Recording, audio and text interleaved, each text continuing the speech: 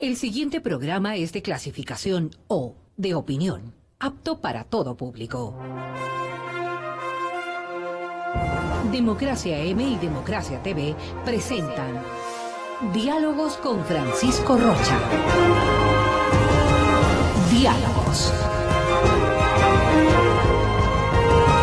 Diálogos.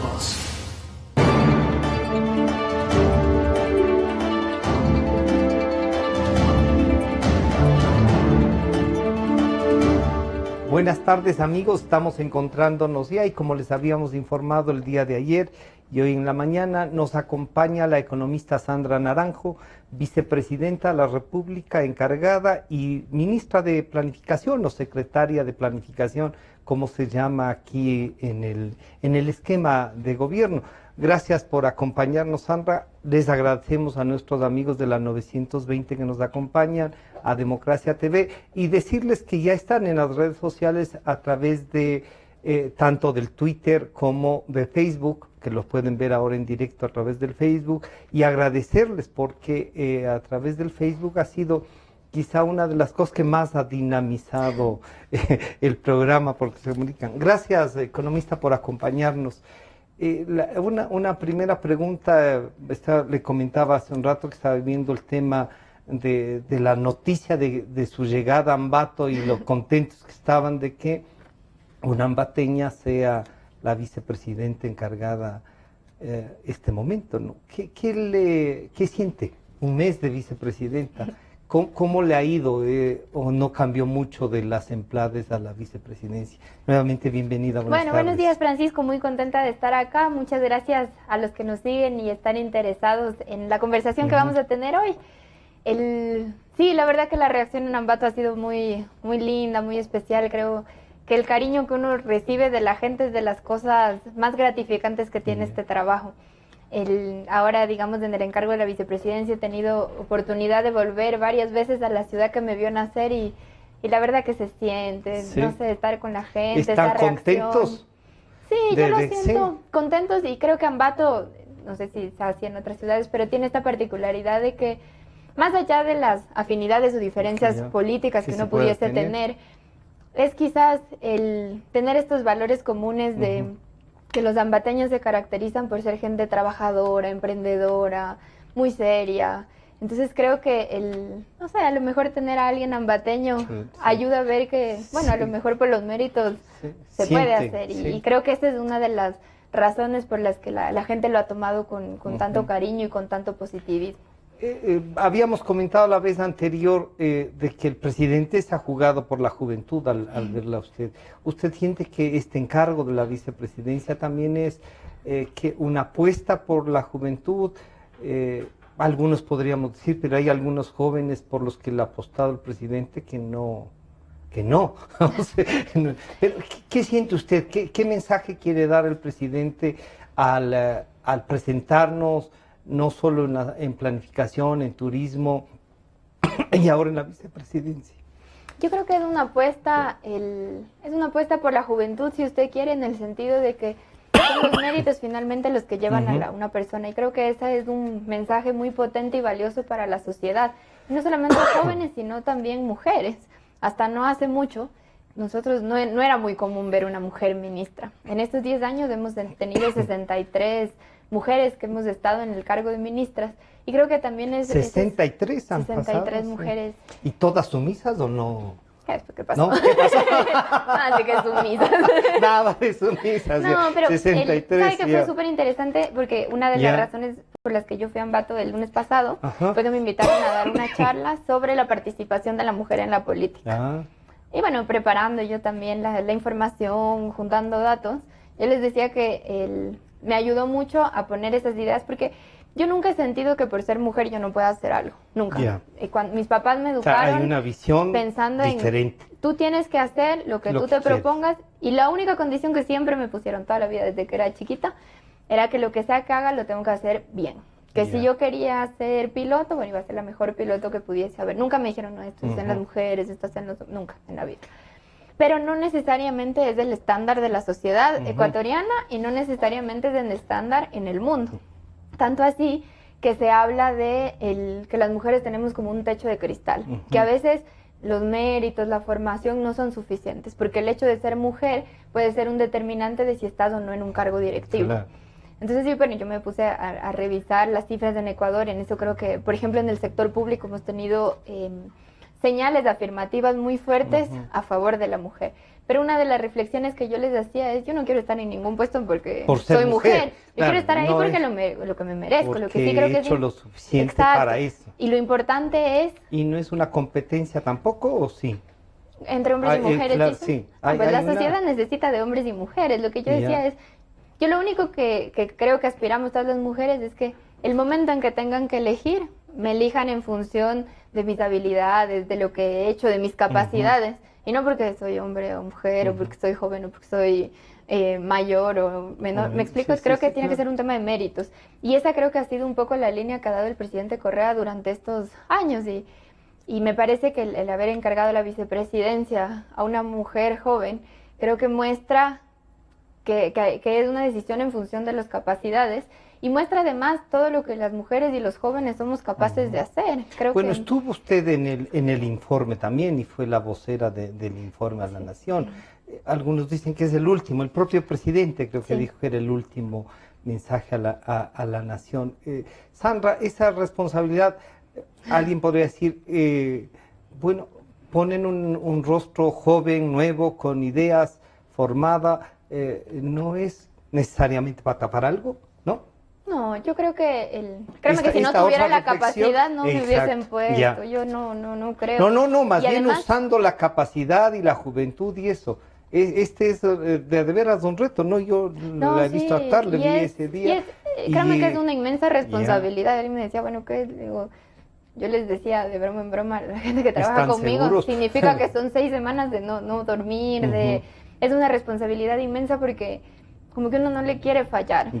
No le quiere fallar a la ciudadanía, no me puedo fallar a mí misma y fallar también un voto de confianza del presidente. Entonces, para mí es una responsabilidad inmensa, creo que también es un honor y se lo recibe con humildad, pero con un montón de trabajo. Sandra, ¿esto de la vicepresidencia le deja con el mosquito de la política o no? ¿Qué dice usted? ¿Será que terminamos después viéndole candidata a algo, ya no de designación, sino de elección, y planteándole al Ecuador una visión con esta experiencia, decir, miren, esto se puede hacer, esto no, cambiarle, ¿esto les replantea también a usted la vida o no? A mí me gusta, en inglés nosotros tenemos una sola palabra que es política, ¿no es cierto? Sí. En inglés hay 2. Policy, que es hacia políticas públicas, y politics, hacia como política. Ajá, como la actividad individual. Exacto, como la parte y lo otro, la estructura. Exacto, entonces a mí la parte de las políticas públicas me encanta, es mi pasión, yo me formé para eso. De hecho, yo me enamoro, digamos, de las políticas públicas trabajando en eso. Porque me di cuenta que si uno lo hace de manera responsable y lo hace bien, se puede impactar la vida de tanta gente que de ningún otro lado. Y creo que es importante tener gente formada, preparada, con esa devoción hacia el servicio público. Y esa es realmente mi pasión. Entonces, no es tanto desde donde esté, sino que yo pueda servir de la mejor manera y que pueda aportar a construir un Ecuador mejor. Ese es el mayor de mis anhelos. Ha habido un mensaje a veces que lo de la política, y como en los Estados Unidos dirían la política del este, es como una especie, como una cosa en la que no hay que entrar, porque es media perversa, están ahí un montón de corruptos, y eso, esta experiencia, usted, con excepción de los años que fue a Harvard, ha estado acompañando en el gobierno. ¿Cree que realmente la actividad política debe tener esos recelos de que hay ahí gente así como que somos medios delincuentes a los que nos gusta la política, o ese es un mensaje que no pega? Yo creo que a veces... Porque sí se ha alejado algunos. Digamos, a veces sí hay ese sesgo de que la política es mala y que todos son burócratas. Y yo justamente por eso creo que debe haber gente, y espero aportar en eso, que le gusta, que le apasiona. Creo que si a uno no le apasiona no se puede meter a hacer esto. Porque primero no es que uno gana muchísimo dinero, segundo que son varias horas de trabajo, 16, 20 horas al día, y fines de semana, esto es 24/7. Expuesto al público. No es fácil porque además, claro, al ser un personaje público, todo el mundo comenta sobre uno, lo que es y lo que no es. Entonces, en ese sentido es difícil. Pero por otro lado, es gratificante ver todas esas cosas positivas que tiene cuando uno lo hace bien. Entonces, por darle solo un ejemplo sencillito, nosotros hacemos parte de lo que hacemos desde el monitoreo de la inversión pública y que lo hemos fortalecido en este último año. Entonces, claro, yo le decía a mi equipo, una cosa es ver el centro de salud en el sistema cumplido al 100%, y ahora que me ha tocado ir a entregarlo, claro, es otra cosa. O sea, tú ves el centro de salud, no sé, de pronto le ves a la mamá con el niño que ahora le hace la terapia. Entonces, para mí esto le da valor a lo que uno hace, y eso es lo más lindo de estar en el sector público. Sandra, pasando ya entonces de la vicepresidencia de la República, pero Semplades, que va a estar encargada de la transición, no importa quién gane, ¿no es cierto? Democráticamente ustedes han generado un equipo. ¿Cómo está este equipo y cómo van a hacer, qué cifras, qué tipo de información van a entregar, o ya está preparada, les falta tiempo? Comencemos con eso. Ya, el tema de la transición creo que eso es muy importante. Uno de los objetivos de este gobierno fue fortalecer la institucionalidad estatal. Y fortalecer la institucionalidad estatal o el aparato público quiere decir que funcione sin importar quién esté en el poder. Porque finalmente la decisión de quién está es una decisión del pueblo ecuatoriano. Entonces lo que salga en las urnas, eso es. Y lo que a nosotros lo más importante ha sido poder establecer esto que le hemos llamado el proceso de transición. Hay un comité de transición que está conformado por 3 autoridades. Está la Secretaría de la Administración Pública, Semplades, y un representante de la presidencia, que es el secretario particular del presidente. Entonces están estos 3 ejes, porque ahora les cuento cómo funcionan los libros, y un poco el objetivo es entregar toda la información, el poder transparentar y decirle, mira, esto es lo que se ha hecho, aquí estamos, esto es lo que falta por hacer, estos son los retos pendientes. Evidentemente el siguiente gobierno, en función de su plan de gobierno, desde su perspectiva, desde su ideología incluso, marcará la línea de cómo hacerlo. Pero creo que es sano y útil para todos recibir, bueno, a lo mejor incluso, digamos, yo creo que es sana tener una conversación entre el ministro que sale y el que llega, porque a lo mejor le puede decir, por ejemplo, mira, nosotros intentamos esto y no nos funcionó. Cuando empezamos a ir por acá, está funcionando mejor. Entonces el que viene ya no se vuelve a tropezar sobre la misma piedra, sino que tiene una base de decir, bueno, además puede optar. Capaz que quiere tropezarse, pero con conocimiento de causa. O sea, sabe qué hacer, cómo no hacerlo. Y yo creo que tener información ayuda. Esto no significa de ninguna manera que le estamos imponiendo el plan de gobierno al siguiente, digamos. Pero sí la información. Pero tener la información disponible. ¿Y esta información tiene carga ideológica? Porque los que vienen van a tener una carga. Y ahora, esta visión del gobierno, 10 años, es una cosa también novedosa. Tiene una carga.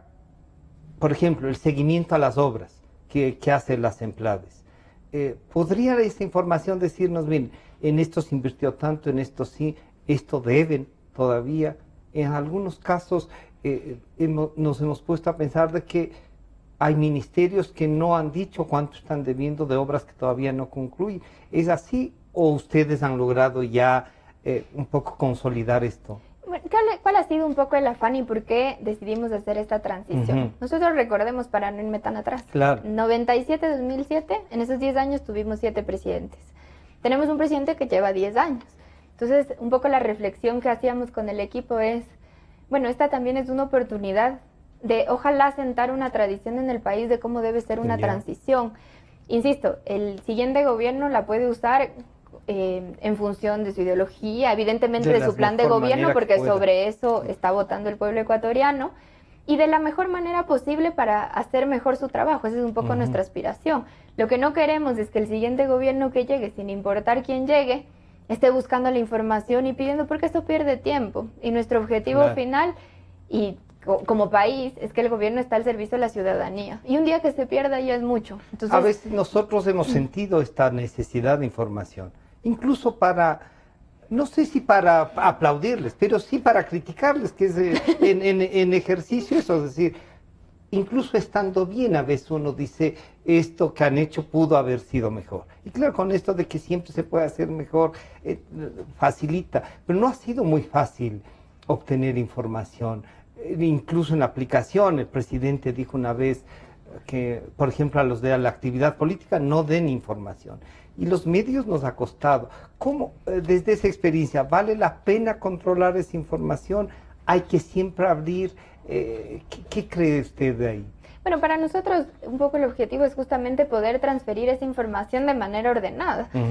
Si no lo hiciéramos, igual está. Van a llegarla a tener, sí. Va a tener la información, pero evidentemente es tiempo. Y un poco el objetivo que nos hemos planteado, que si el siguiente gobierno, insisto, sin importar que venga, en buena hora, el día 1 puede empezar a trabajar, que de alguna forma como a nosotros nos hubiera gustado recibir. Y creo que hay aportes y cosas valiosas, que sin importar quién esté, ya el país ha cambiado y hay cierta discusión. Yo hacía la reflexión el otro día escuchando a todos los candidatos.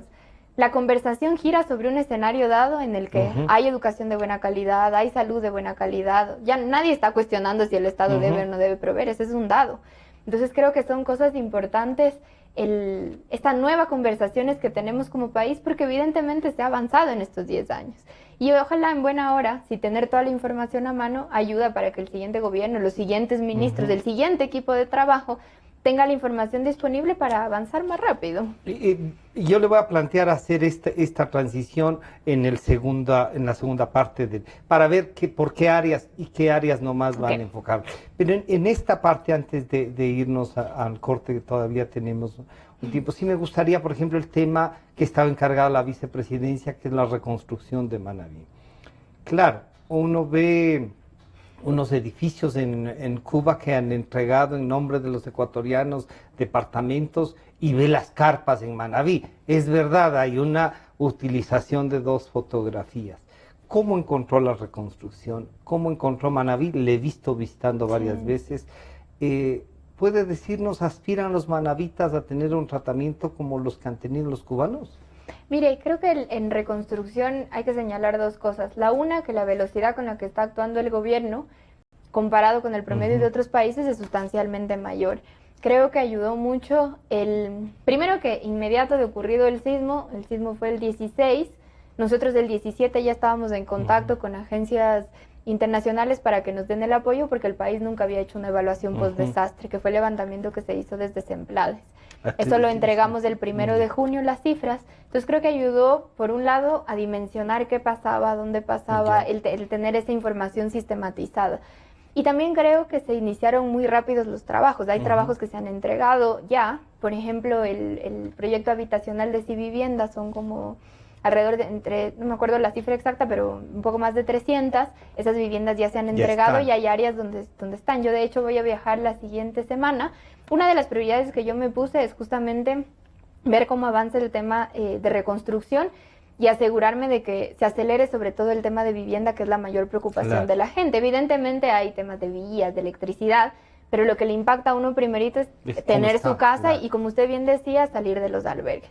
Nosotros al momento tenemos 22 albergues, hemos cerrado en esta última semana Chone y Limones. Significa que ya tenían una opción donde ir a Claro, vivir. por ejemplo en Chone teníamos nosotros 4 familias en el albergue, ya se les entregó su casa, están en su casa y se cerró el albergue. Y un poco estamos haciendo esa programación con todos, ahí hemos trabajado muy bien con los ministros, por un lado el MIES y Seguridad, que están como a cargo de los albergues, con el Ministerio de Desarrollo Urbano y Vivienda, que son quienes están a cargo de los planes de vivienda, porque un poco el ejercicio que hacemos es, bueno, la población que tenemos en el albergue, ¿de qué beneficio tiene? Entonces, no sé, reparaciones, casas en terreno propio o terreno urbanizado. Como estaban antes para por lo menos volver al mismo nivel. Exacto, porque además los incentivos, digamos, en algunos casos ya son identificados. Entonces, básicamente el ejercicio que hicimos es decir, bueno, en este albergue, solo por poner un ejemplo, 50 personas, 40 de ellas tienen terreno urbanizado. Ok, ¿cuándo va a estar el terreno urbanizado?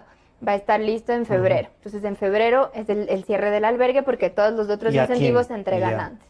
Entonces, de esa manera planificada, ordenada, es lo que hemos estado trabajando. Y la buena noticia es que ya ahorita entramos en un proceso de entregar varias soluciones habitacionales.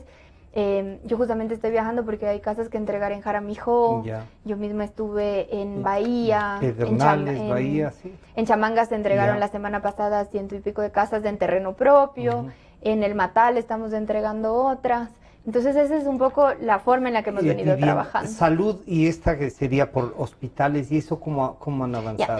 Ahí el avance mayor, digamos, fue en los centros de salud, que es lo más rápido de construir y de hecho se están entregando varios. Ahí voy a ir a entregar el de Cojimíes. Se ha empezado con los trabajos en el hospital de Chone y estamos terminando los estudios para ya de implantación, porque nosotros tenemos estandarizado del suelo para arriba. Pero una cosa importante es los estudios del suelo para abajo. ¿Ya? Y estos estudios de implementación, y no solamente los servicios básicos, pero además el estudio del suelo, porque en función de eso es la cimentación. Y una cosa y muy importante en el caso de Manabí Esmeraldas es que tienen que ser estructuras antisísmicas, no puede ser en cualquier suelo. Esta fue una de las lecciones, de hecho, que nos deja el terremoto. Entonces, el hospital, yo le decía al Bahía, el de Pedernales, estamos ya terminando los estudios para poder iniciar los procesos de contratación. ¿Ese proceso de contratación terminará cuándo? ¿A finales de este año o cree que alcanza este gobierno? No, los estudios de contratación, el proceso de contratación. El proceso de contratación. Sí, porque los estudios están terminados, ¿ya? Y yo necesito estudios terminados para por eso poder lanzar los procesos. En el caso... Eso ya está. O sea, la contratación para la reconstrucción. Para ya la construcción, para la construcción del hospital. Por ejemplo, en el caso de Pedernales va a ser con financiamiento del Banco Mundial. Ahí los procesos son un poco más largos porque por el proceso de contratación del banco en sí, pero estamos trabajando en paralelo para poder acelerar. Por eso es tan importante tener los estudios finales. La plata que se recogió a través de la ley por el 2% del IVA, ¿alcanza? ¿Les faltó? ¿Qué piensa usted? ¿Ha logrado controlar esos recursos? Bueno, y las asistencias, ¿cómo están? ¿No puede quedarle así un rato la sensación de que nos faltó un poco de plata o no logramos controlar porque hay que atender? Bueno, algo importante es que el proceso de reconstrucción, nosotros hemos tratado de acelerar lo máximo posible y terminar en este periodo de gobierno aquellas cosas que son como sustanciales, más importantes. Yo le hice un énfasis especial en vivienda, por ejemplo, que es la mayor preocupación. Familia, pero evidentemente el proceso de reconstrucción como tal va a tomar algunos años. Por ejemplo, no sé, la parte del vialidad, resentamientos urbanos, por ejemplo, en Pedernales. Ahí se está haciendo el planteamiento de un nuevo diseño en el malecón, todo un bulevar. Entonces, la reestructura de la ciudad es bastante más complejo, digamos, y toma tiempo. Aquí lo importante es que nosotros vamos a dejar, un plan determinado de, bueno, esta es nuestra evaluación, esto es lo que creemos que se debe hacer. Hay distintas fuentes de financiamiento. Gran parte de la ley de solidaridad se ha ejecutado ya. Uno de los rubros principales es justamente vivienda, pero también hay otras fuentes como el Banco Mundial, que nosotros teníamos abierta, no solamente la línea de contingencia, pero una línea de crédito. Está la del Banco Europeo de Inversiones, tenemos una donación de China. Entonces todo esto se manejan las distintas fuentes, las fuentes de financiamiento, que esto es un poco más técnico, pero tratando, digamos, de cubrir todos los aspectos y priorizando aquellas intervenciones que son esenciales. En un primer momento era el restablecer servicios, no sé, conexiones eléctricas temporales, las escuelas, por ejemplo, provisionales que se hicieron para que todos los niños regresen a clases. Esto fue en un primer momento. Ahora estamos dando mucho énfasis a ya un poco soluciones más definitivas de servicios. En el tema de las escuelas, se ha iniciado también ya una... No, en escuelas vamos muy bien. Nosotros tenemos 157 escuelas especiales tipo siglo XXI. Esas se van a entregar, a ver, ¿qué estamos hoy? 6, 7. Hasta la siguiente semana ya se terminan de entregar estas 157. De hecho, ayer el presidente inauguró algunas interconectadas. Tenemos 7 escuelas... ¿Hubiese ayudado a que tengan seguro? Las escuelas. Se ha recuperado parte de los activos, no sé si específicamente con escuelas, pero los activos que tenían seguros, y eso ha servido para nosotros hemos dado la prima para restablecer ya la construcción, digamos, como por ejemplo en el caso del Seguro Social o de las UPC. De las UPC, solo por darle un ejemplo. Y así en algunos, no tengo el detalle, pero en algunos. Entonces, en las escuelas tenemos los 157, tenemos 7 más que se van a construir, que estas son las tradicionales tipo mayor. En esas ¿Y los colegios de estos privados que estaban ahí han recibido ayuda de ustedes también? ¿O en el caso de escuelas, nosotros nos hemos enfocado en la parte pública. Como le digo, son las 157, tenemos 57 prefabricadas y tenemos 7 y eso le hago la pregunta porque justo me decían que hay 2 o 3 colegios grandes de religiosos que ¿esos van a ayudarles o de alguna manera que tienen que financiarse ellos? Por un lado, digamos, una primera prioridad nuestra ha sido justamente público, enfocarnos en lo que es nuestra responsabilidad, que son los colegios públicos, que atienden además a la mayoría de la población. No sé si existe un programa en este momento para los colegios privados, porque como le digo, nuestra concentración ha sido en los públicos. Sobre todo los religiosos, que han sido los más afectados por los que se ve tanto sí, no en sé Puerto si a lo Viejo mejor, como en Chone, ¿no? Son dos colegios por lo grandes pronto, donde la población estudiantil es más o menos significativa. Sí, ¿no? nosotros la gran mayoría, digamos, de la infraestructura era pública. Y como le digo, son 157 que se están haciendo especiales, son 57 más tipo siglo XXI que son las prefabricadas y 7 unidades educativas del milenio tipo Esto mayor. estaba coordinando la vicepresidencia. Esto lo coordina, el brazo ejecutor, digamos, es la Secretaría Técnica de la Reconstrucción. Porque era importante tener esta unidad, un poco para concentrar, porque finalmente debe haber alguien que está viendo el global, porque si yo soy ministra de Educación, probablemente mi mayor prioridad es hacer escuelas, el ministro de Salud va a querer hacer hospitales. Entonces sí es bueno decir, bueno, globalmente ¿qué vamos a hacer? Ok, entonces vamos a hacer vivienda y tiene que tener agua y tiene que tener alcantarillado, entonces tener a alguien viendo el bosque que nosotros decimos era importante para esta priorización de recursos, porque es también decidir, bueno, qué voy a hacer, cuándo va a empezar, cuándo va a terminar. Por eso algunos sosteníamos, y ahí me incluyo, de que había que hacer un comité de reconstrucción. ¿Es esto una especie de comité de reconstrucción? Bueno, es que nosotros tenemos los dos, ¿no? Sí, tenemos la Secretaría Técnica de la Reconstrucción, que está adscrita a la vicepresidencia, que es la que se encarga justamente, diríamos, de la parte operativa, de canalizar, de concentrar la información, que eso es algo importante que debemos dejar, por ejemplo, de todo lo que, del banco de proyectos, de lo que está en ejecución, de lo que no está en ejecución. Y luego tenemos el comité de reconstrucción, que está conformado, lo encabeza el vicepresidente, ahí está Semplades, están los ministerios que son los principales ejecutores, está el alcalde de Puerto Viejo, están prefecturas, o sea, tenemos, digamos, distinta representación, que es para ver más la parte de la política, las líneas gruesas, a ver cuál es, y tener también la retroalimentación, en el caso de los gobiernos locales, desde el territorio, por supuesto la retroalimentación de los mayores ejecutores, eso es del comité de reconstrucción. Entonces tenemos ambos. Vamos a irnos a un corte para regresar en cambio con la transición y la información que se va a manejar. Está con nosotros la economista Sandra Naranjo, vicepresidenta de la República encargada y secretaria de Semplades. Enseguida volvemos para esta segunda parte, a lo mejor descubrimos alguna información adicional de cómo está el estado de la nación. Enseguida volvemos. En un momento regresamos con Diálogos por Democracia M y Democracia TV. Son las 12 horas con 30 minutos. Inicio del espacio publicitario. Mi nombre es Orlando Pérez Granja, candidato a la Asamblea por la circunscripción 3 de Pichincha. Mis 3 ejes de gestión son: leyes para salir de la crisis y generar empleo, leyes para recuperar derechos y libertades, y mano dura a la hora de fiscalizar.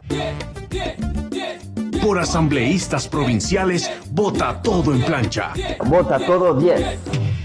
Dalo y Ramiro, presidente. Man la pinta. Publicidad electoral. Asambleístas provinciales. CNE. Elecciones Generales 2017. Estamos viviendo años duros como tú. Vemos cómo nos perjudican y empobrecen. Nos preocupa el futuro de nuestros hijos. Hemos sentido indignación y rabia, pero también más esperanza que nunca. Ya toca un cambio positivo. Raya, todititito a las 6. Publicidad electoral. Asambleístas nacionales. CNE. Elecciones Generales 2017. Soy el teniente coronel Mario Segovia, asambleísta por Pichincha, circunscripción Centro Norte. Legislaré por la seguridad ciudadana y la reinstitucionalización de la fuerza pública, sin miedo de ir tras los corruptos. Mario Segovia, asambleísta Pichincha, circunscripción Centro Norte. Unión Ecuatoriana, justo lo que necesitamos. El 19, vota todo 19. Publicidad electoral. Asambleístas provinciales. CNE. Elecciones Generales 2017. Ecuatorianos, vamos por el cambio. Viene con fuerza el cambio que hará surgir el trabajo. Cambio que a la familia le devuelva la esperanza. Vamos con ilusión, hagamos grande esta tierra. Para asambleístas por Pichincha, vota todo en plancha 21-23. Patricio Donoso, asambleísta. Vamos por el cambio. Publicidad electoral. Asambleístas provinciales. CNE. Elecciones Generales 2017. Solo las 6, leyes que sirven, horas que se ven. No más desempleo, corrupción, inseguridad, endeudamiento irresponsable. Sí, democracia, derechos, libertades, empleo. El cambio positivo se viene.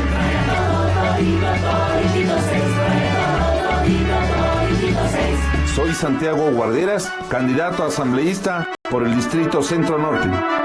Publicidad electoral. Asambleístas provinciales. CNE. Elecciones Generales 2017. El pueblo ya tiene definido su voto. Aquí la 10 es todos. Todos somos de las 10. Dalo Bucaram es la mejor decisión de todos. Soy el único candidato que ha tocado mi puerto para preguntar mis necesidades. Lo veo en mi barrio y con mi pueblo. Por eso él los entiende. Él es de los nuestros. El man en la pinta. La nueva fuerza del cambio ha llegado.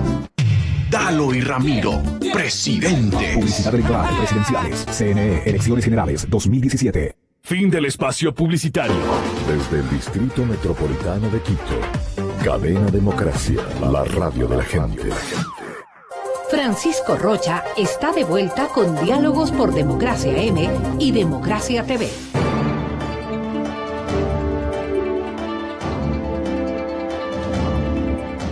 Estamos de regreso ya con la vicepresidenta de la República encargada, la economista Sandra Naranjo. Bueno, entonces esta posición, esta posibilidad de tener una información podría incluso ayudarnos para evaluar el gobierno, ¿no? Porque una información de esta naturaleza, y le vamos a pedir entonces que nos diga cómo van a dividir esta información, en qué consiste. Y claro, eso puede servir más allá de un informe así sucinto de los 10 años. Es decir, a ver, estos son los resultados en lo económico, en educación, en salud, en vialidad. Ya tenemos carreteras, podemos decir, pero ¿cuánto cuesta, cuánto falta? ¿Cómo está eso?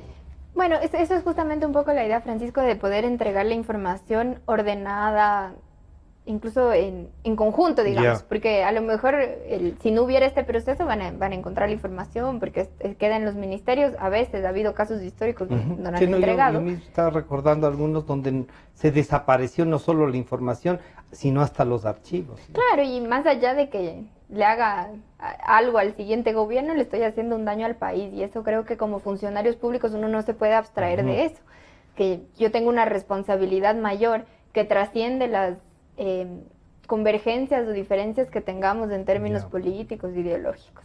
Entonces el proceso de transición nosotros lo hemos dividido en 3 libros. Un primer libro que es el libro de gobierno, donde lo que hemos hecho es hacer una información más ejecutiva destinada al presidente entrante. Entonces la idea es poderle resumir cómo está, a lo mejor sin entrar a tanto detalle, pensando en que es la máxima autoridad, y ya el presidente podrá, el presidente entrante podrá decir, miren, quiero profundizar en esto, leí esto, me interesa, y pedir la información más a detalle. Entonces esa es una primera información. Ahí estamos dejando además 2 cosas interesantes que el país antes no tenía y creo que son útiles. La una es, por ejemplo, qué responsabilidades, no es que, o sea, no las tenía consolidadas, pero por ejemplo, qué responsabilidades tiene el presidente, cómo funcionan los decretos, a qué personas tiene que nombrar. Tiene que nombrar embajadores, tiene que nombrar ministros, tiene que nombrar representantes en cuerpos colegiados. Esa información está, pero no estaba consolidada. Y es importante porque no necesariamente todos los presidentes que asumen funciones o todos los ministros que asumen funciones han trabajado en el sector público para empezar. No saben a qué nomás se enfrentan en sus propias representaciones. Sí, incluso ser muy claros. Entonces lo que hemos hecho es básicamente tomar las partes de la Constitución, de la ley, de los reglamentos y sintetizarlas a este ámbito de acción del presidente. Un segundo libro es el sectorial. Entonces aquí lo que hemos hecho es agrupar en los 6 sectores, esto es en el sector social, en seguridad, talento humano, sectores estratégicos, producción y me falta uno. Bueno, son los 6 ministerios coordinadores, toda la información ya de la... Sí, por supuesto, tiene razón, política económica, ahí están los 6. Entonces es toda la información de su sector, qué es lo que se ha hecho, qué es lo que queda pendiente, y hemos establecido también una sección que es lo urgente en los siguientes 100 días, solo por ponerle un ejemplo. Supongamos que tuviésemos que pagar el cupón de un bono del Ministerio de Finanzas.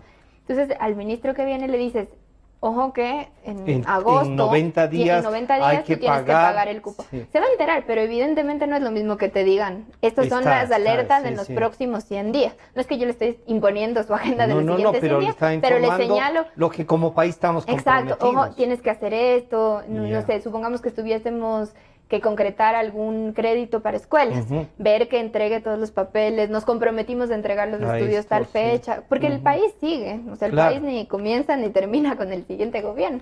Entonces, no decían que ha comenzado hace 10 años, pero sigue. No, no creo que uno no desconoce, digamos, la historia, pero entonces creo que es importante la parte sectorial. Ahora, este es un resumen a nivel sectorial. Luego, cada ministerio ha preparado ya el suyo. Entonces dice, bueno, mira, esto es lo que hemos hecho, cuáles son los retos pendientes, la información de los 100 días. Tiene además una sección que es una sección bastante más operativa de tantas personas hay en este ministerio, tantas por contrato, tantas de nombramiento, este es del presupuesto, que ahí ya podríamos esto saber se ha cuánto realmente es del sector público. Sabemos cuánto es del sector público. Pero en el número de funcionarios. Dicen que no se lograba determinar o porque eran contratos o porque estaban contratados en unidades especiales que no son los mismos del ministerio tal. No, la información está consolidada, pero creo que es importante que el ministro que recibe sepa la particularidad de su ministerio y eso está. Eso ya, la idea es que lo entregue el ministro saliente al ministro entrante. No es que yo le vaya a entregar una carpeta de 400 hojas. Pero de cada uno. Pero sí el resumen del sector. Sí. Este es el libro sectorial. Y un tercer libro es el libro de la presidencia o el entorno al presidente. Una cosa que nosotros habíamos visto y un poco del análisis, porque para establecer esto hicimos un análisis comparado de distintos países. Nosotros pedimos un poco el soporte técnico al BID, nos ayudó trayendo un experto de Canadá. ¿Por qué Canadá? Porque es uno de los países que a nivel de América lo tiene mejor institucionalizado. Un poco para aprender. Podría ser el ejemplo de cómo manejar esto incluso. Evidentemente con las particularidades del Ecuador aplicado a nuestro país, empezando porque ellos tienen un sistema político distinto, pero sin duda alguna fue un muy buen ejercicio. Entonces él nos decía, Silván se llamaba esta persona, él nos decía suena como a las cosas menores, pero no son menores. Cosas, por ejemplo, cómo funciona la residencia presidencial. ¿Quién lo va a recibir al presidente que entra a la familia? Ustedes tienen un museo, bueno, el inventario de sus bienes, cosas tan simples como, bueno, ¿quién tiene las llaves de la residencia? Entonces, cuidar el entorno al presidente, esto está en este libro. Y hemos visto importante además documentar los procesos. Puede ser que el siguiente gobierno los quiera cambiar y esté bien, pero tienes una base sobre la cual cambiar. Entonces, cómo funcionan los gabinetes, cuándo se hacen las convocatorias, quién hace las convocatorias. En el caso del Museo Presidencial, cómo funciona. ¿Van a sugerir que las sabatinas se mantengan estos o no? Para nosotros ha sido un ejercicio importante democrático. La decisión de si se mantiene o no será una decisión del siguiente presidente. Pero insisto, creo que como país es sano el dejar estas lecciones aprendidas. Imagínese cualquiera en su puesto, en cualquier posición que uno ocupe, no hablemos del gobierno, digamos en una empresa privada. Uno le entrega el puesto y le dice, mira, te estoy dejando, esto de aquí es importante. Son los resultados financieros, mira, ¿sabes que yo estaba son los saldos en las cuentas. Toda la información, esto hice, en esto de aquí me fue bien, en esto no me fue tan bien, nosotros estábamos pensando ir hacia acá, mira tú cómo lo haces. Entonces creo que ese proceso de transición que uno da normal, pensemos de un funcionario a otro funcionario en la empresa pública, en la empresa privada, hemos tratado de documentarlo a nivel de Estado. Y una de las lecciones que nos ha dejado este ejercicio es que quizás se pudiera documentar además un proceso de transición de ministro a ministro. Porque no es que uno entra de ministro y se queda necesariamente los 4 años o el periodo de gobierno. No, y algunos queremos en realidad que entreguen la información. La información la vamos a entregar y eso es justamente el objetivo del ¿Cuánto estará preparado eso?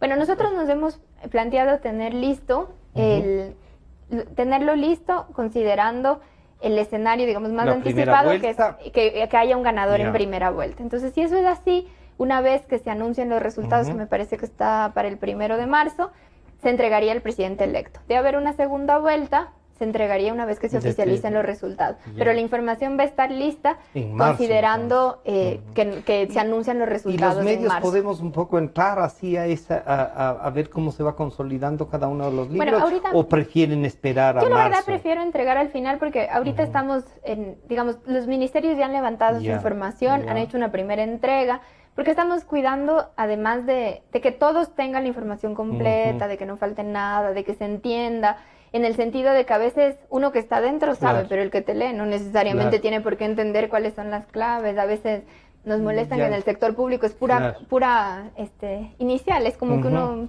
acorta los nombres y pero es puro, además empezando por SEMPLA, Secretaría de Planificación y Desarrollo. Hay que tener caso en diccionario para entender algunas cosas, porque tienen el sector público tiene claves, su propio slang, digamos, tienen sus propios nombres, y es importante además que todos hablemos de lo mismo, que cuando yo le digo, por decirle algo, en el presupuesto el codificado, saber, bueno, a qué llamo codificado, a qué llamo devengado, a qué llamo ejecutado, y todas esas particularidades. No sé, por ejemplo, las fuentes de financiamiento, no es que a uno le dicen crédito, la fuente 001, el grupo 81. Así es, sí. Y a veces a veces hablan y dicen que la del 081 no se ha ejecutado. Sí, a veces uno asume que... Y uno dice, oiga, discúlpeme, que yo le conozco al 007, pero al 081 no. No, sí, yo creo que es importante. Es casi una traducción de lo que va a haber. Sí, creo que es importante, como le digo, primero... no diría tener la información, pero consolidar la información. De la revisión histórica que nosotros hemos hecho, desde el retorno a la democracia, no ha habido un proceso institucionalizado. Y un poco la idea es establecer unos mínimos de lo que se debe entregar. Y el proceso de transición puede ser tan profundo como el siguiente gobierno desee. En países, por ejemplo, como Estados Unidos, Canadá, lo que se hace es que se forma un equipo de transición desde el gobierno entrante con el gobierno saliente. Cuántas veces más se reúnan, cuánta más información pidan, depende también del otro lado, ¿no? Porque yo me puedo querer sentar en 3 días, pero si ellos no quieren, no les interesa, a lo mejor dicen, no, con el informe es suficiente, esa será una decisión del siguiente gobierno. Pero un poco el llamado que nosotros hacíamos es a los candidatos que en caso de resultar electos conformen ese comité de transición. Porque, insisto, más allá de las diferencias o semejanzas políticas que tengamos, creo que nosotros como funcionarios públicos, salientes y entrantes, tenemos una responsabilidad mayor que es del país. Y en eso no es negociable. Y nosotros queremos hacer lo que es responsable. Por eso se ha formado el equipo de transición y aspiraríamos que el siguiente gobierno haga lo mismo y que se perfeccione, que mejore, que a lo mejor dicen, mira, muchas gracias, me sirvió, pero ya en la práctica me faltó esto. Bueno, el siguiente proceso se le suma esto adicional. Todos los ministerios que están, ustedes han hecho una evaluación, ¿vale la pena tener esta estructura de ministerios, de secretarías? ¿Recomendarán ustedes y dirán, miren, nos equivocamos, por ejemplo, en abrir, que por último, qué sé yo, la de la felicidad del ministerio, alguna cosa de esas? Y tomo el ejemplo del de la felicidad, porque ha sido muy criticado, es quizá el símbolo de lo que no nos gustaría que otro gobierno haga. Bueno, un ejercicio importante que hemos hecho, y eso me faltó mencionarle, más bien gracias por la pregunta, es que en el libro de gobierno estamos creando una sección específicamente del tema institucional.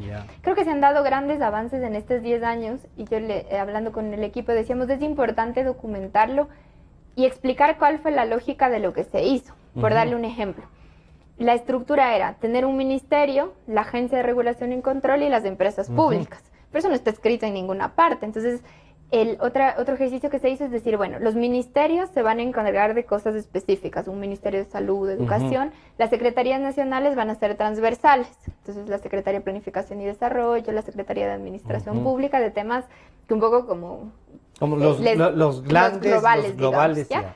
Entonces, esa información es la que nosotros estamos documentando de cuál fue la lógica, por ejemplo, de cambiar la estructura de los directorios de los institutos de investigación o de las empresas públicas. Y creo que es importante dejar incluso un glosario de términos. Bueno, ¿qué hace una agencia de regulación y control? ¿Qué hace un ministerio? ¿Qué hace una secretaría? Por ejemplo, ¿qué hace el organigrama? Me acordé ahora de una empresa coordinadora de las empresas públicas. O sea, ¿Para qué sirve, por ejemplo? Ya, entonces, por ejemplo, el decir, bueno, ¿cuál es el rol de la empresa coordinadora? ¿Qué hace? ¿Cuáles son sus funciones? ¿Cuál es el valor agregado? Entonces, toda esa información la estamos documentando. Va a dejar, para nosotros ha sido también una valiosa experiencia. Y creo que hubiese ayudado mucho tener una base inicial.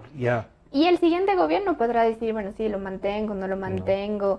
Solo para darle un ejemplo, no había Ministerio de Telecomunicaciones, pero en el siglo XXI telecomunicaciones es esencial. Pero había una subsecretaría. Pero, digamos, creo que trasciende el tema de una subsecretaría. Era tan importante porque, digamos, ahorita las tecnologías de la información y comunicación son base en el siglo XXI. Y así puede pasar que evolucionemos. No sé, en 10 años a lo mejor hay otro ministerio, no sé, hay los tradicionales que siempre han habido. Y eso es parte del plan de gobierno, es parte de las prioridades del siguiente gobierno, pero creo que ayuda el tener documentada la información, le insisto, como país. Y será que tengo un sesgo porque yo estudié esto y me apasiona, pero creo que fortalecer la capacidad estatal ayuda. Y parte de fortalecer es entender cuáles han sido los procesos, documentarlos, incluso hasta para cambiarlos con una lógica de decir, bueno, esta lógica a mí no me parecía correcta, no le veo valor agregado, lo voy a hacer de esta otra manera, o lo voy a hacer mejor, o sí funciona y lo quiero profundizar. Entonces hay un capítulo de institucionalidad. Y en esa institucionalidad, ¿usted le recomendaría, un poco se arriesgaría a recomendar, o el gobierno a decir, vean, estas oficinas que abrimos, estas agencias, en realidad tenemos que decir, haga la veña y salga, porque no nos ayudar, o el valor agregado que usted dice? ¿No? Hay gente que dice, la Senacid voy a cerrar de los candidatos. Usted, que además diría usted, yo usé la Senacid para ir. Pero usted se ganó la beca, no la Senacid. La Senacid le ayudó a financiar. Yo no estoy de acuerdo. Sí. Y creo que nadie niega, porque evidentemente hay un mérito de lado y lado. Hay un mérito de un gobierno que es capaz de reconocer el talento. Pero hay el talento del otro lado, que son los estudiantes que pusieron, que quisieron aplicar a las universidades. ¿Usted cree que debe permanecer así? ¿Habría que reformarla? Yo, por ejemplo, la Senacid creo que es una de las instituciones que es parte del cambio fundamental como país. O sea, creo que la formación, que para mí, ¿cuál es el activo más valioso que nosotros tenemos? El talento humano. Y creo que esta política de becas, ahora estamos entregando cerca de 20,000 becas anuales, que las personas puedan salir a estudiar afuera, y que el estudiar afuera no sea un condicionante de las condiciones socioeconómicas de los padres, sino del talento de una persona, para mí son fundamentales, y creo que nos llevan hacia un nuevo Ecuador donde el talento humano es el eje de todas las políticas públicas siguientes, y esto implica no solamente que van a trabajar en el sector público, pero si mi gran apuesta, por decirle algo, va a ser hacia la biotecnología, las empresas privadas van a tener que tener su parte, pero parte de eso es el personal, pues ¿quién va a trabajar? El talento humano. Entonces, para mí, ¿qué es la biotecnología? La educación superior, esta visión de ciencia, de tecnología, de innovación, creo que son agendas fundamentales en el nuevo Ecuador del siglo XXI. Por ejemplo, vamos a saber o van a encontrar los candidatos que a lo mejor reciban el voto, ¿cuánto es lo que debe el Ecuador? Por supuesto, toda la información ya ha estado, y como le digo, creo que lo más importante va a ser que al día siguiente de las elecciones, dejando la política a un lado, nos sentemos a tener una conversación más técnica, porque el país necesita eso. ¿Se anima, por ejemplo, a decirnos esto desde el punto de vista del gobierno? ¿Cuál es la deuda del Ecuador? Pero la deuda está en la página web. Usted puede entrar y consultar en los boletines de finanzas. Pero, digamos, más allá de la particularidad, porque, digamos, a cada ministro además le va a interesar su parte, y hay información que, digamos, está en el conocimiento público de que necesita todo el mundo saber, que le busquen otro formato. Por ejemplo, como dicen, lo que pasa es que hay veces que dicen son 38,000 millones, otros dicen 45,000, y cómo la dividen, porque también hay una visión del Estado que dice esto no es deuda, esto sí, las ventas petroleras no son, o si son financiamiento a corto plazo, lo de un año no es deuda. Lo del seguro social, ¿cómo van en Mire, eso? Toda la información, ¿O cómo se estructura toda la información está consolidada, se va a entregar. Hay ministerios donde el formato que estamos haciendo probablemente no va a ser suficiente. Por ejemplo, en el Ministerio de Finanzas, como hay ministerios que son sectoriales, tipo salud, educación. Evidentemente la información cambia, pero la estructura es más o menos la misma.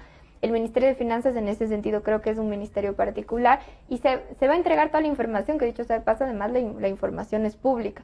Pero yo el mensaje principal que quisiera transmitir, Francisco, es esa necesidad de hacer las cosas de manera responsable, porque al ser funcionarios públicos, nuestra responsabilidad trasciende a un gobierno, es la responsabilidad con los ciudadanos y nosotros queremos dejar institucionalizado el proceso y aspiramos que este ejercicio se lo vuelva a hacer en el siguiente cambio de gobierno. Y a nosotros como lección, además, ¿no? No importa quién sea, es que eso le digo, y ese es un poco lo que usted ve quizás en países donde es muchísimo más institucionalizado y formado esto, donde esa transición se da. En algunos países incluso lo tienen escrito por ley. Yo le ponía el ejemplo, en Canadá lo tienen fijado en la ley. O sea, no es un tema de que quiero recibir, no quiero recibir, me gusta, no me gusta, quiero, no quiero entregar. Es una obligación, porque es una obligación para nosotros hacia los ciudadanos. Entonces, nosotros vamos a dejar la información. Creo que ha sido un ejercicio muy sano. Incluso los ministros, su retroalimentación ha sido, esto es muy bueno porque nos ha puesto a pensar porque a lo mejor uno en el día a día no se da cuenta que la información que está acomodada, el otro no necesariamente sabe que está. Entonces el consolidar esa información, y de hecho vamos a dejar este proceso como una base, un ejemplo para la transición entre ministros, que a nosotros probablemente ya no lo utilizaremos, pero el siguiente gobierno sin duda alguna será de ayuda. ¿Cuántos funcionarios públicos quedan? Por ejemplo, no sé si tiene un dato, estos son de libre remoción, para saber cuál es el equipo de gente que necesita el próximo gobierno. Bueno, normalmente nosotros, eso está de hecho establecido en la ley, a partir de directores hacia arriba, directores, subsecretarios, viceministros, ministros, asesores, tenemos cargos de libre nombramiento y remoción. Hay países donde estos cargos son solamente el ministro, básicamente. Por ejemplo, México, en la misma Canadá, el viceministro es un viceministro de carrera. Nosotros, no es viceministro de carrera necesariamente, pero quizás lo más cercano a eso es la carrera diplomática, donde tienes embajadores de carrera, que en algunos casos han sido viceministros. Entonces, todo el personal de director para arriba somos de libre nombramiento y remoción. ¿Y eso cuánto más o menos será? ¿Tiene una idea? No tengo el desglose del jerárquico superior. Tengo la cifra total, digamos, de funcionarios públicos son alrededor de 482,000. El tema es que aquí entran todos los funcionarios públicos y gran parte de esos son, por decirlo algo, profesores, médicos, donde ha sido de hecho el mayor incremento. ¿Dónde se ha incrementado más? Prácticamente ahorita el mayor al 97% es precisamente en esos cargos. O sea, médicos, doctores, policía, fuerzas armadas, eso está así, digamos. Pero un gobierno, ¿qué será? Necesita, qué sé yo, el jefe político, el gobernador, el director provincial de educación, aunque ya no hay direcciones provinciales, ¿no es cierto? Bueno, subsecretarios, ¿qué necesitará? ¿Llegar con unas 10,000 personas? No he calculado, ¿sabe cuántos son los del jerárquico superior? Pero evidentemente sí, o sea, el equipo de trabajo del ministro. Ahora, una de las lecciones que yo aprendí, y esta es mi opinión muy personal, es que uno no tiene que desbaratar todo. Como que, por ejemplo, hay funcionarios, y quizás en eso las Templades es un buen ejemplo, que son funcionarios de carrera, técnicos, que hoy son directores, que hacen su trabajo técnico. La reserva histórica de las instituciones. Y es gente muy buena, además. Usted es gente de carrera, comprometida. ¿No se encontró con alguno que quería sacarlo al día siguiente? ¿No? Sí hay. Siempre hay un par que uno quisiera sacar al día siguiente. Sí, siempre hay un par. No le voy a mentir. Y en eso, pero además, por supuesto, yo soy exigente, no me gustan las cosas mal hechas. Y no a todo el mundo es compatible, digamos, con ese estilo. Y ahí sí, como yo sé decir, nos separamos amistosamente. Muchas gracias. Sandra, se nos está acercando el tiempo. Gracias no solo por compartir, sino que quedan lamentablemente algunos temas, pero esta parte personal, sobre todo porque la apuesta a la juventud debe ser del país también. La campaña ha traído cosas muy duras, ¿no? La corrupción es una de esas. ¿Qué siente usted estando en la vicepresidencia de la República cuando quizá el ataque puede ser, o sea, en una campaña vamos a buscar todo lo malo, pero se han encontrado cosas muy fuertes donde, claro, hay un ministro que ha estado 9 años, que usted debe haberlo tratado también, que comienza a decir esto es ¿qué reflexión nos deja? No le voy a decir júzguele al ministro, pero ¿qué reflexión nos deja sobre el tema de la corrupción? Y a veces cuando uno le escucha al presidente y dice, es que me han dado una puñalada por la espalda. Señor presidente, esto no es un tema personal. No es que le han dado una puñalada por la espalda ni le han traicionado a usted. Se han robado la plata del Ecuador. Usted que está joven y que yo espero que entre en política, entre otras cosas, ¿qué piensa de esto? Mire, yo creo que el gobierno ha sido muy claro en una política de cero tolerancia a la corrupción. A mí en lo particular, para mí la línea de la corrupción es un tema no negociable. Sí. Cuando uno se mete en esto, a ser un funcionario público, está adquiriendo un compromiso que trasciende los intereses personales. Y ahí si quiere le cuento, el Papa Francisco lo ha dicho, pero le voy a contar una anécdota personal. Yo estudié administración pública y en la escuela de gobierno queda justo frente a la escuela de negocios. Está separado por un río, hay un puente. Entonces el primer día de clases... Estamos hablando de Boston. En Boston. En Boston, sí, al interior, Harvard, por supuesto. Sí, y además de Relingberg Campus, es para fotos. Y yo siempre cruzaba y es de postal en realidad. Sí, es muy bonito. Pero bueno, entonces el primer día de clases, el decano de la escuela de gobierno nos dijo, miren, ustedes se han metido a ser funcionarios públicos en la escuela de gobierno, había escuela de gobierno y hay administración pública y desarrollo. ¿Ya? Se metieron en esto, entonces la primera cosa que tienen que tener clara es que no les va a dar plata. Claro. Si ustedes quieren hacer dinero, tienen que ir al otro lado del río. Y eso aplica, como que cuando uno se mete esto, no se mete por hacer dinero. Y en eso creo que todos debemos estar claros. Para mí la línea de corrupción es no negociable. Y es no negociable a cualquier nivel. Es no negociable para el que le quiso falsificar la factura, de que no ponerle $10, sino $100 para el mantenimiento del carro, como a una persona que dio plata para recibir contratos. Para mí eso le insisto, es un tema que da iras. Para mí nada lo justifica. Y en eso creo que hemos sido muy frontales de decir cero tolerancia a la corrupción. Y esa es un poco mi posición. ¿Será que hemos tenido cero tolerancia? ¿O a ratos sí han visto de costado alguna cosa? No, yo creo que, le insisto, no implica que no sucedan las cosas. Pero creo que una vez que suceden, uno debe aplicar todo el rigor de la ley con las pruebas del caso. Y eso porque uno no deja de ser persona. Entonces no es que cualquiera viene el día de mañana y me dice, ay, ya hizo, tal cosa, no sé qué. Entonces, si se presentan las evidencias, con todo el rigor de la ley. Porque además es fallar no solamente fallarse a uno mismo, porque creo que más allá de que cualquiera lo juzgue, cuando uno se puede ir a dormir todas las noches con la conciencia tranquila, no hay nada que pague eso. ¿Ya tiene decidido el voto? Yo, por supuesto. Ah, sí. Entonces no le pregunto por qué. No, y sí, ¿verdad? Mi voto va a ser por el bienestar de las grandes mayorías. Y entonces eso, ya sé quién eso es el no ha cambiado. Gracias, Sandra, por acompañarnos. Bueno, muchas gracias también. Espero que sí, que no me ha contestado si le picó el bichito de la política, y yo espero que sí le haya picado. Gracias por venir a compartir.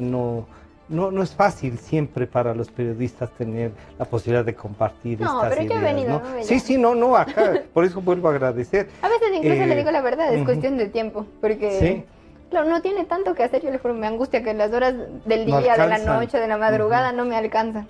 Pero aquí estaré siempre que me inviten. Muchas gracias. Y la última pregunta que es, ¿cómo está el hambre? ¿Está bien? Bueno, muchas gracias. Ha estado con nosotros Sandra Naranjo, vicepresidenta de la República encargada y secretaria de Planificación. Esto es lo que podemos esperar en los próximos días. Nos deja con ganas de saber ya algunos consolidados y agradecerle nuevamente. Este programa estará a disposición de ustedes nuevamente a partir de las 3 de la tarde y nos estamos encontrando mañana, en cambio, con otros candidatos a la Asamblea Nacional. Muchas gracias. Gracias, Francisco, también. Y gracias a ustedes.